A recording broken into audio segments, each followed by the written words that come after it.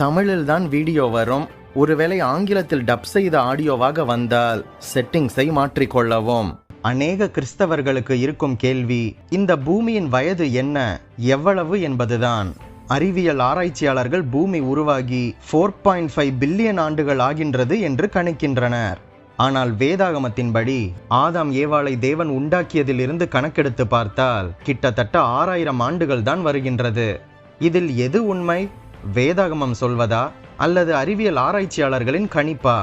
எதை நம்புவது என்று பலருக்கும் கேள்விகள் வருகின்றது. எதை வைத்து இந்த அறிவியல் ஆராய்ச்சியாளர்கள் இத்தனை கோடி ஆண்டுகள் என்று கணிக்கின்றனர்?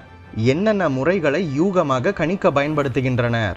அவர்களது கூற்றுக்கள் அனைத்தும் யூகங்கள் தான் என்றும் அது சரியானதும் அல்ல, அது சரியான முறையும் அல்ல என்பதை பற்றியும், வேதாகமம் தான் சரியானது என்பதை பற்றியும் இந்த வீடியோவில் அலசி ஆராய்ந்து பார்ப்போம். நம் Bible wisdom Tamil WhatsApp channel link டிஸ்கிரிப்ஷனில் இருக்கின்றது. கிளிக் செய்து வாட்ஸ்அப்பிலும் இணைந்து கொள்ளுங்கள். ஒருவேளை நமது சேனல் நோட்டிபிகேஷன்ஸ் பற்றி யூடியூபிலேயே உங்களுக்கு வரவில்லை என்றால் பெல் பட்டனை கிளிக் செய்து ஆல் என்கின்ற ஆப்ஷனை செலக்ட் செய்து கொள்ளுங்கள். 450 கோடி ஆண்டுகளுக்கு மேல் ஆகிவிட்டது என்று சில அறிவியல் ஆராய்ச்சியாளர்கள் கணித்து யூகமாக கூறுகின்றனர். தேவன் ஆதாமை படைத்த போது அவனை குழந்தையாக படைக்கவில்லை, அறிவும் சரீர வளர்ச்சியும் கொண்ட ஒரு முழு மனிதனாகவே படைத்தார். ஆதாம் படைக்கப்பட்டதற்கு அடுத்த நாள் ஆதாமின் வயது 1 நாள். ஆனால் அவரது உடல் வளர்ச்சியை கொண்டு அவரது வயதை கணித்தால் குறைந்தது 20 ஆண்டுகள் என்று சொல்லலாம். இதே போல தேவன் பூமியை படைக்கும் போது சற்று தேறிய நிலையில்தான் படைத்திருக்க வேண்டும். எனவே பூமியின் உண்மையான வயதும் பூமியின் இன்றைய நிலையின் அடிப்படையில் நாம் கணிக்கும் பூமியின் வயதும் ஒன்றாக இருக்காது. நான் சொல்வது உங்களுக்கு புரியும் என்று நினைக்கின்றேன். சரி, இந்த ஆராய்ச்சியாளர்கள் எந்தெந்த முறைகளை பின்பற்றி பூமியின் வயதை யூகமாக கணிக்கின்றனர் என்பதை பற்றி ஒன்றன் பின் ஒன்றாக பார்ப்போம். இவர்கள் 2 யூகங்களைத்தான் நம்புகின்றனர். ஒன்று படிவ பாறைகள், மற்றொன்று இதில் படிந்துள்ள படிமங்கள், த செடிமெண்ட்ரி ராக்ஸ் அண்ட் ஃபாசில்ஸ். படிமங்கள் என்றால் என்ன தெரியுமா? பல ஆண்டுகளுக்கு முன் வாழ்ந்த உயிரினங்களின் உடல்கள் மற்றும் தாவரங்கள் சில சமயங்களில் மண்ணுக்குள் புதைந்துவிடும். அந்த உடல்களின் மேல் படுகின்ற கால்சியம் கார்பனேட் போன்ற சுண்ணாம்பு சத்து கொண்ட கடின நீர் கலந்த சேறு இறுகி காய்ந்து கடின பாறையாக மாறிவிடும். விலங்குகளின் காலடி தடங்கள் கூட இப்படி பாதுகாக்கப்படுவதுண்டு. படிவ பாறைகளுக்கு உள்ளாகத்தான் இப்படிப்பட்ட படிமங்கள் கிடைக்கின்றன. படிவ பாறை என்பது தண்ணீரின் அடியில் கிடக்கின்ற வண்டல் அல்லது கால்சியம் கலந்த மண் போன்றவை காலப்போக்கில் காய்ந்து இறுகி பாறையாக மாறுவது. மறுதடவை இந்த பாறையின் மீது தண்ணீர் பாய்ந்து அதன் வண்டல் காய்ந்து இருக்கும்போது பழைய அடுக்கின் மேல் இன்னொரு பாறை அடுக்கு உருவாகும். இப்படி அடுக்கடுக்காக படிவங்கள் அமைந்துள்ள பாறைகளைத்தான் படிவப்பாறைகள் என்று சொல்லுவார்கள். இந்த அடுக்குகளை மண்ணியல் அடுக்குகள், ஜியாலஜிக்கல் காலம்ஸ் என்று அழைக்கின்றனர். எனவே எந்தெந்த பாறைகளில் என்னென்ன உயிரிகளின் படிமங்கள் கிடைக்கின்றதோ அதன் அடிப்படையில் உயிரினங்களின் தோற்றத்தை இந்த மண்ணியல் ஆராய்ச்சியாளர்கள் வரிசைப்படுத்தியுள்ளனர். முதலில் இவர்கள் ஆராய்ச்சி மேற்கொள்வது மண்ணியல், ஜியாலஜி. மண்ணியல் ஆய்வில் உலகில் பல இடங்களில் காணப்படும் படுகைகள், அதாவது பாலங்களாக காணப்படும் அடுக்கடுக்குகளான பாறைகள் பல லட்சம் ஆண்டுகளாக ஒன்றன் மீது ஒன்றாக படிந்தன என்று கூறி ஒவ்வொரு வகை படுகைக்கும் ஆண்டு கணக்குகளை இந்த ஆராய்ச்சியாளர்கள் கூறுகின்றனர். இந்த படிம பகுதிகளை பார்வைக்காக வைக்கும் பொழுது அவர்கள் கருதும் பழமை வரிசையில் வைத்து காண்பிக்கின்றனர். இவ்வாறு வைக்கப்பட்ட வரிசைகள் உண்மையானது அல்ல. ஏனென்றால் உலகின் பல பாகங்களில் இயற்கையாக தோண்டி பார்க்கும் பொழுது பல இடங்களில் வெவ்வேறு வரிசைகளில் இவை பூமியில் காணப்படுகின்றன. இந்த மண்ணியல் அடுக்குகள் என்கின்ற கொள்கையே தவறானது. அதாவது படிவ பாறைகளில் கிடக்கும் படிமங்களின் வயதின்படி பல யுகங்களாக பிரிக்கப்பட்டு கீழடுக்கில் ஆதிகால உயிரிகள், பின்னர் முதுகெலும்பு உள்ளவை, மேல் பகுதியில் தற்கால விலங்குகள் உள்ளதாக ஒரு படத்தை காண்பித்து அவற்றை பாட புத்தகங்களிலும் கூட வெளியிடுகின்றனர். இதை படிக்கின்ற ஒரு மாணவனும் பார்க்கின்ற ஒரு மனிதனும் ஜியாலஜிக்கல் காலம் என்பது உண்மையிலேயே இருப்பதாக நம்பிவிடுகின்றனர்.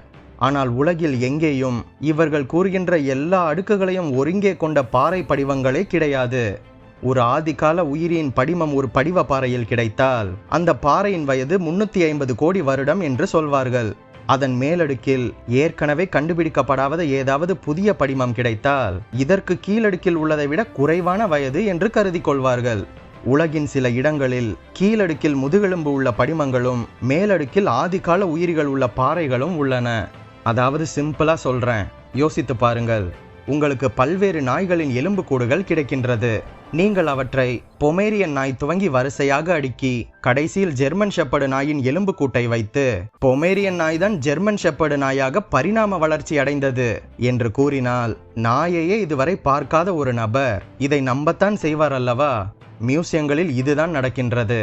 இரண்டாவதாக, சில எரிமலை பகுதிகளில் நம் கண் முன்பாகவே சில நாட்களில் சில மணி நேரத்தில் பல படுகைகளாகிய பாலங்கள் ஒன்றன் மீது ஒன்றாக அமைகின்றது. இதற்கு பல ஆண்டுகளே தேவையில்லாமல் அவை துரிதமாக சில நாட்களில் கூட நடைபெறுகின்றது. இவ்வாறு இவை வேறுபடுவதால் படிமங்களை வைத்து காலத்தை கணிப்பது சரியான முறை அல்ல. உலகின் பல பாகங்களில் எலும்புக்கூடுகள் மட்டுமன்றி படிமங்களும் கிடைத்துள்ளன. ஒரு விலங்கு மரணமடைந்து காலப்போக்கில் தானாக படிமமாவதில்லை. ஏனென்றால் அது மரணம் அடைந்ததும் விரைவில் அழுகி கிருமிகளினாலும் பூச்சிகளினாலும் மற்ற விலங்குகளினாலும் அழிக்கப்பட்டுவிடும். ஒருவேளை அந்த மரணமடைந்த விலங்கு திடீரென்று புதைக்கப்பட்டு அழுக முடியாத சூழ்நிலையில் மட்டுமே படிமங்கள் உருவாகும். எனவே படிமங்கள் காலத்தை கணிப்பதற்கு பயன்படுத்துவதை விட வேதாகமத்தில் கூறப்பட்டுள்ள நோவாவின் காலத்தில் நடந்த பெருவெள்ளம், எரிமலைகள் போன்ற நிகழ்ச்சிகள் நடந்ததை கணிக்கவே இந்த படிமங்கள் உதவியாக இருக்கும். மண்ணுக்குள்ளே சில மரங்கள் கற்களை போல மாறியிருக்கின்றது. இவ்வாறு நடப்பதற்கு பல்லாயிரம் ஆண்டுகள் ஆகும் என்று அறிவியல் ஆராய்ச்சியாளர்களால் கருதப்பட்டு வந்தது. ஆனால் சமீப காலத்தில் நாம் தலையில் அணியும் தொப்பி மற்றும் வெஸ்டர்ன் உணவுப் பொருளாகிய சாசேஜஸ் என்கின்ற இறைச்சி பண்டம் இப்படியாக கல்லாக மாறியிருந்தது என்று அவர்களால் கண்டுபிடிக்கப்பட்டுள்ளது. எனவே விஞ்ஞானிகளின் கருத்தே மாறிவிட்டது. இப்படித்தான் அறிவியல் ஆராய்ச்சிகள் மாறிக்கொண்டே இருக்கும். அடுத்ததாக, காலத்தை கணிக்கும் கருவிகள் பற்றி பார்க்கலாம். ஒரு செயலின் ஒரு பகுதி நடக்கும் கால இடைவெளியைப் போலவே அந்த செயலின் 10 மடங்கு நடப்பதற்கு 10 மடங்கு கால இடைவெளி இருக்கும் என்று அறிவியல் ஆய்வாளர்கள் கருதுவது தவறு. எடுத்துக்காட்டாக, கடல் நீரில் 1000 ஆண்டுகளில் ஒரு குறிப்பிட்ட அளவு உப்புத்தன்மை கூடுகின்றது என்று எடுத்துக்கொண்டால் 10,000 ஆண்டுகளில் அது 10 மடங்காக கூடியிருக்காது. ஏனென்றால் நிலத்தில் இருந்து மழை நீரினால் கரைந்து வரும் உப்புக்களின் அளவு காலப்போக்கில் குறையும் என்பது நாம் எல்லாரும் அறிந்த உண்மை அல்லவா? மேலும் உலகம் உருவாகும் பொழுது கடல் நீர் உப்பில்லாமல் இருந்தது என்று அவர்கள் கருதுவது சரியாக இருக்க வேண்டும் என்று அவசியமில்லை. தொடக்கத்திலேயே கடல் நீர் உப்பாக இருந்திருக்கலாம் அல்லவா? எனவே கடலின் உப்புத்தன்மையை வைத்து உலகின் வயது பல கோடி ஆண்டுகள் என்று கணிப்பதும் சரியல்ல. அடுத்தது, லீனியர் வெர்சஸ் எக்ஸ்போனென்ஷியல் மெத்தட் என்று 2 இருக்கின்றது. இயற்கை நிகழ்ச்சிகளின் கால அளவை கணிப்பது லீனியர் மெத்தட், அதாவது நேரடி முறையாக இல்லாமல் எக்ஸ்போனென்ஷியல் முறையாகிய அடுக்கு முறையில் அமைவதே சரியானது. ஆனால் காலத்தை அளக்க இவர்கள் பயன்படுத்தும் பல கருவிகள் இந்த விதம் பயன்படுத்தப்படவில்லை என்பதை நாம் கவனிக்க வேண்டும். அதுபோக பல விஞ்ஞான ஆய்வாளர்களும் இந்த காலத்தை கணிக்கும் கருவிகள் உண்மைக்கு புறம்பான கருத்துக்களை கூறியுள்ளது என்பதை கண்டுபிடித்துள்ளனர். வேடிக்கையாக உள்ளதல்லவா? எனவே இந்த காலத்தை கணிக்க பயன்படுத்தப்படும் கருவிகள் அனைத்தும் அதை சரியாக கணக்கிடுவதில்லை என்பது தெளிவாகின்றது. அடுத்ததாக, நிலக்கரி மற்றும் எண்ணெய். தாவரங்களிலிருந்து நிலக்கரி உண்டாவதற்கு பல்லாயிரம் ஆண்டுகள் ஆகும் என்று விஞ்ஞானிகள் கூறி வந்தனர். ஆனால் ராபர்ட் ஹென்றி என்பவர் 1 ஆண்டிற்குள்ளாக தாவரம் நிலக்கரியாக மாற முடியும் என்பதை நிரூபித்து காட்டியிருக்கின்றார். இதை பல ஆராய்ச்சியாளர்கள் சரிபார்த்து ஆம், அது உண்மைதான் என்றும் கூறியுள்ளனர். மேலும் மிகுந்த வெப்பமுள்ள நீரின் செயல்பாட்டினால் நிலத்தடி எண்ணெய், இந்த குரூடாயில் வெகு சீக்கிரமாக உருவாகும் என்பதையும் கண்டுபிடித்துள்ளனர். இப்படியாக நிலக்கரி உண்டாவதற்கு பல்லாயிரம் ஆண்டுகள் ஆகும் என்று கூறிய விஞ்ஞானிகள் இதை கேட்டதும் ஒளிந்து கொண்டார்களாம். அடுத்தது, கதிர்வீச்சு. ஆட்டம் எண் 238 கொண்ட யுரேனியமானது ஆல்பா மற்றும் பீட்டா கதிர்வீச்சினால் சிறிது சிறிதாக அணு எண் 206 கொண்ட ஈயமாக மாறுகின்றது. பாறைகளில் உள்ள யுரேனியம், ஈயம் ஆகியவற்றின் அளவை கொண்டு உலகம் 450 கோடி ஆண்டுகளுக்கு முன்பாக உருவாகியுள்ளது என்று கூறி வந்தனர். இதுதான் சரியானது என்று அநேகரும் எண்ணி வந்தனர். கதிர்வீச்சு ஒரே அளவு இருந்தது என்று தவறாக கற்பனை செய்து இவ்வாறு கூறுகின்றனர். இந்த பாறையில் காணப்படும் ஈயம் அனைத்தும் கதிர்வீச்சினால் மட்டுமே உருவாகி இருக்க வேண்டியதில்லை அல்லவா? ஏனென்றால் இயற்கையிலேயே ஈயம் உண்டு. எனவே ஆரம்பத்திலேயே அதன் பெரும் பகுதி ஈயமாக இருந்திருக்கக்கூடும் என்பதை இவர்கள் ஏற்றுக்கொள்ளவே மாட்டார்கள். இவர்களுக்கு தகுந்தது போல மாற்றிக்கொள்வதுதான் அறிவியல் ஆராய்ச்சியாளர்களின் யூகம். ஆகவே இந்த கதிர்வீச்சை வைத்து உலகின் வயதை குறித்த கால கணிப்புகளும் சரியானது அல்ல. அடுத்ததாக, உலகின் காந்த ஆற்றல் களம், மேக்னெட்டிக் ஃபீல்ட். உலகின் காந்த ஆற்றல் களம் வலுவிழந்து வருகின்றது. பல ஆண்டுகளாக கூர்ந்து கவனித்து கணிக்கப்பட்டதிலிருந்து பூமியின் வயது 20,000 ஆண்டுகளுக்கு குறைவானது என்று தெரிய வந்திருக்கின்றது. பல கோடி ஆண்டுகள் என்று சொல்லியவர்கள் இப்பொழுது 20,000த்திற்கு குறைவான ஆண்டுகள் என்று அவர்களது கருத்தை மாற்றிக்கொண்டனர். இவ்வாறு அறிவியல் ஆராய்ச்சியாளர்களின் கருத்து மாறிக்கொண்டேதான் இருக்கும். அடுத்ததாக ரேடியோ கார்பன் முறை. இந்த ரேடியோ கார்பன் முறையில் உயிரினங்களின் வயது கார்பன் அளவை கொண்டு கணக்கிடப்பட்டது.